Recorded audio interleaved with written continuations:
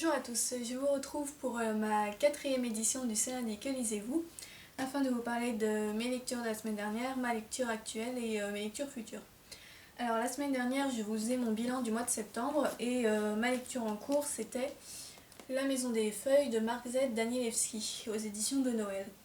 Donc, alors comme vous le constatez, j'ai un petit marque-page ici qui n'est pas le même que celui que je vous avais montré la dernière fois. Tout simplement parce que ce marque-page là, je m'en sers pour les livres que j'ai mis en pause ou que j'ai arrêté et que je compte reprendre plus tard. Ce qui a été le cas pour La Maison des Feuilles malheureusement.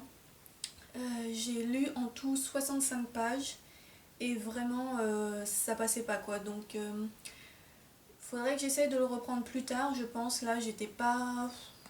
J'avais pas envie de ça en ce moment on va dire parce que c'est une lecture qui peut pas se lire à n'importe quel moment si vous voulez.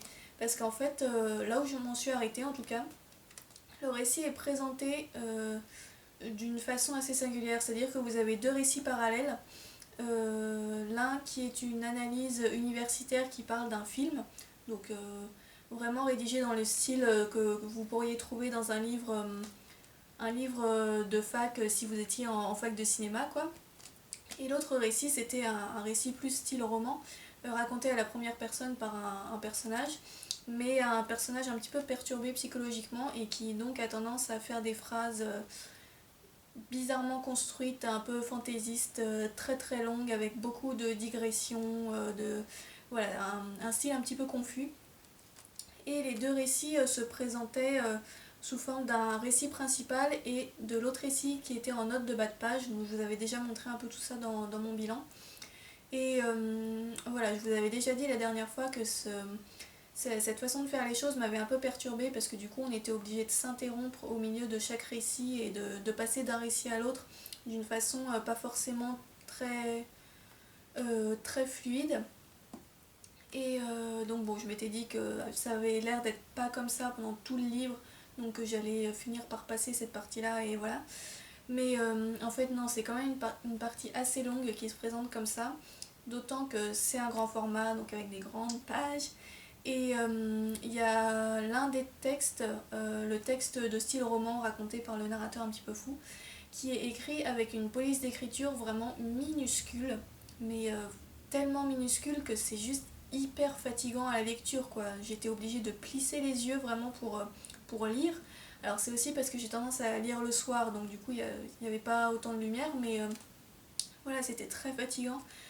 Ça me faisait vraiment mal aux yeux quoi. Donc ceci ajouté au fait que le texte de style universitaire, bon c'était intéressant, mais voilà quoi, c'était un peu lourd quand même. Et que le style du récit de type roman était quand même assez confus, on ne voyait pas trop où l'auteur voulait en venir. Voilà, tous ces détails-là ont fait que vraiment la lecture était devenue un peu un calvaire pour ce roman.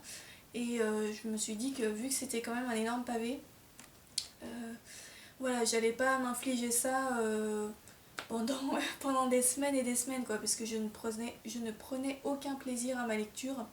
Donc voilà, ça aurait fait 200 pages, je pense que j'aurais essayé de tenir le coup, mais là pour un livre de cette épaisseur-là, non quoi. Donc il est reparti dans ma palle, je ne sais pas quand est-ce qu'il en ressortira, parce que là je vous avoue que ça m'a laissé un peu sur une mauvaise impression. Ça a l'air d'être un bon roman, hein. On voit que l'auteur a fait un énorme travail vraiment sur ce livre, mais je trouve que c'est une lecture qui est difficile quoi. Il faut vraiment être motivé pour le lire et être concentré quoi, avoir vraiment envie de lire ça et de s'y mettre sérieusement. Ce qui n'était pas mon cas en ce moment. Donc voilà, un abandon pour commencer cette semaine. Bon. Du coup après ça, pour me reposer un peu, j'ai commencé à lire mes deux magazines que je vous avais... je vous le montre dans le mauvais sens. Que je vous avais montré pendant mon bilan, donc le Terre sauvage sur l'Himalaya et le grand reportage. Donc je les ai pas lus en entier, j'ai lu quelques articles et c'est assez sympa, voilà, c'est des magazines sur les voyages, la nature, etc. Donc c'est plutôt plaisant à lire et puis bah, je continuerai à les lire de temps en temps en parallèle des romans je pense. Et donc après ça, je me suis lancée dans un autre roman. Cette fois j'ai choisi quelque chose de très court pour pas avoir le même effet que sur La Maison des Feuilles. Et j'ai donc pris Intrigue à Venise de Adrian Goetz, un livre que j'avais failli lire au cours du mois de septembre. Donc il fait 300 pages, c'est un roman policier qui est le troisième tome d'une série en fait, comme on en trouve souvent dans le style policier, vous avez un personnage qui revient dans différentes enquêtes qui peuvent se lire indépendamment.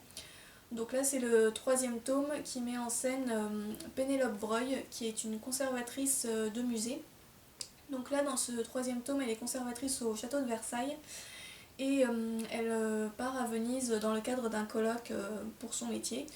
Et pendant son séjour elle va être un petit peu mêlée à une affaire de meurtre de personnes en lien avec le monde de l'art et qui visiblement cette histoire a un rapport avec un tableau de Rembrandt qui serait gardé secrètement quelque part dans une cachette que personne ou presque personne n'aurait jamais vu et que des gens veulent absolument récupérer au point de vouloir tuer les gens qui apparemment sauraient où se trouve ce tableau. Et donc du coup Pénélope va un peu se retrouver embarquée là-dedans, donc même si elle fait pas partie de la police, elle va quand même trouver moyen de s'intéresser à cette histoire et d'y être un petit peu mêlée. Et donc voilà, alors je l'ai terminé aujourd'hui.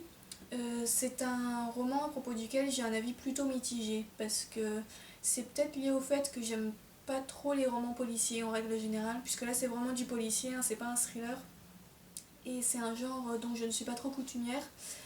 Mais là en fait en l'occurrence l'idée de départ était bien, moi j'aime bien les histoires qui se passent dans le monde de l'art etc. Donc l'intrigue avait tout pour me plaire, mais j'ai trouvé que l'auteur l'avait exploité d'une façon pas forcément super concluante quoi, enfin pas très séduisante pour moi en tout cas.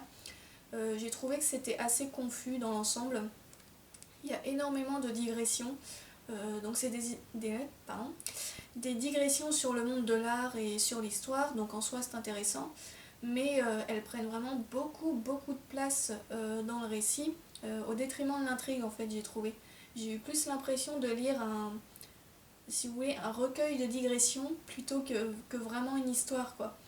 Et en plus ce qui m'a un petit peu gênée c'est que l'auteur fait énormément de références à des artistes, des périodes de l'histoire, des œuvres, etc. Mais sans forcément donner beaucoup d'explications.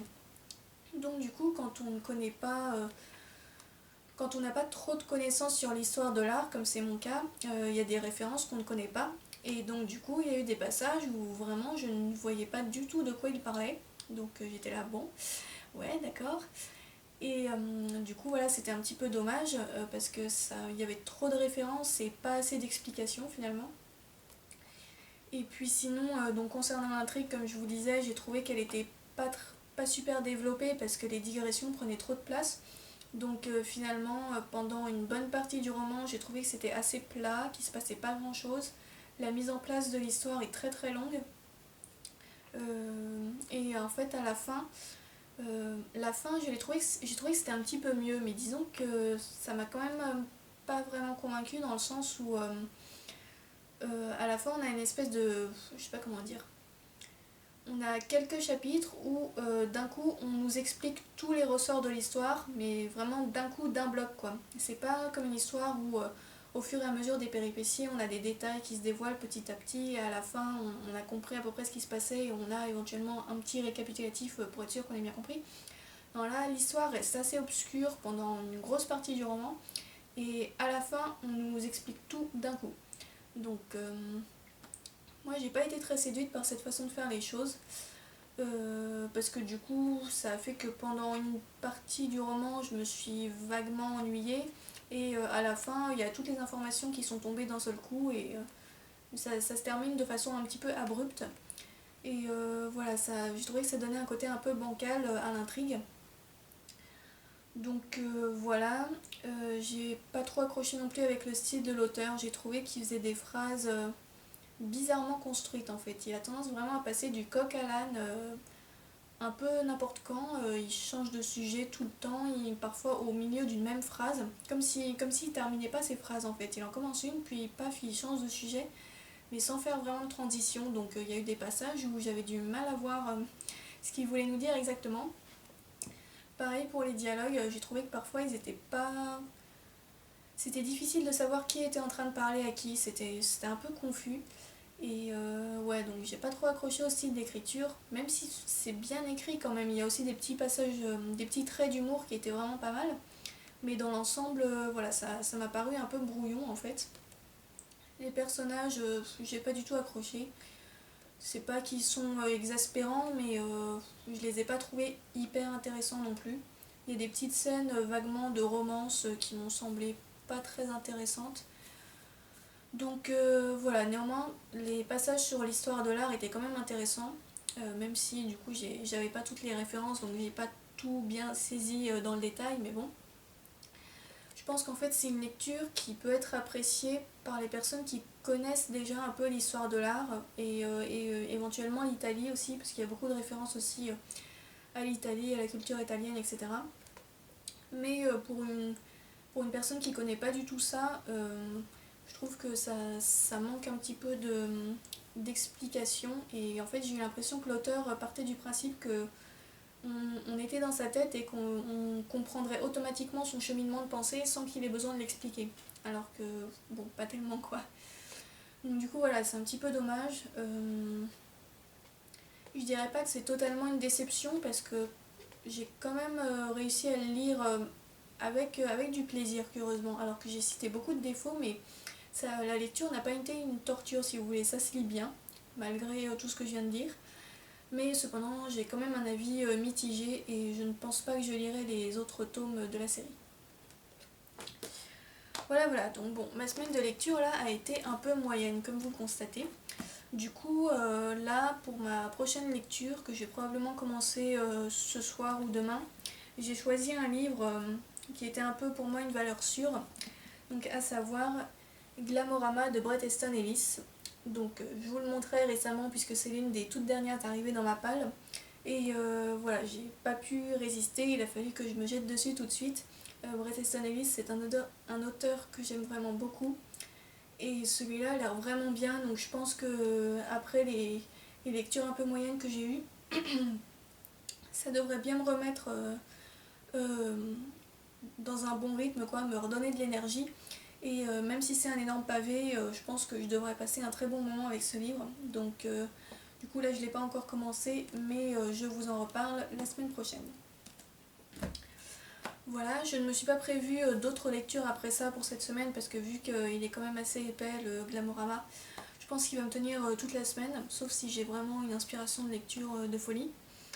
Donc du coup voilà, et je termine ce lundi avec une nouvelle arrivée dans ma palle. Donc normalement il ne devait pas y en avoir parce que bon, mais en fait c'est un livre que mon père m'a prêté. Il s'agit de Cloud Atlas, cartographie des nuages de David Mitchell aux éditions Point. Donc c'est le roman qui a inspiré le film Cloud Atlas, donc vous pouvez voir l'affiche ici. Film que je suis allée voir au cinéma avec mon père et que j'avais vraiment adoré. Vraiment ce film, je l'avais trouvé époustouflant. Et mon père avait beaucoup aimé aussi. Et comme son anniversaire tombait pas très longtemps après, je lui avais offert le roman du coup, en me disant que comme ça, quand il aurait fini de le lire, ben, il pourrait me le prêter et je pourrais le lire aussi. Non, ce n'était pas du tout un cadeau intéressé, hein, voilà. Et donc il l'a terminé ce week-end et il me l'a donc prêté. J'ai très hâte de le commencer. À mon avis, il va pas traîner très très longtemps dans ma palle celui-là. C'est aussi une grosse brique, mais mon père m'a dit que c'était vraiment génial et vu comme j'ai aimé le film, je me dis c'est obligé que j'aime le roman quoi. Donc voilà pour l'arrivée dans ma palle de cette semaine. C'est tout pour ce lundi que lisez-vous. J'espère que vous avez eu des bonnes lectures, que vous en aurez encore plein. Et je vous dis à bientôt pour une prochaine vidéo. Salut!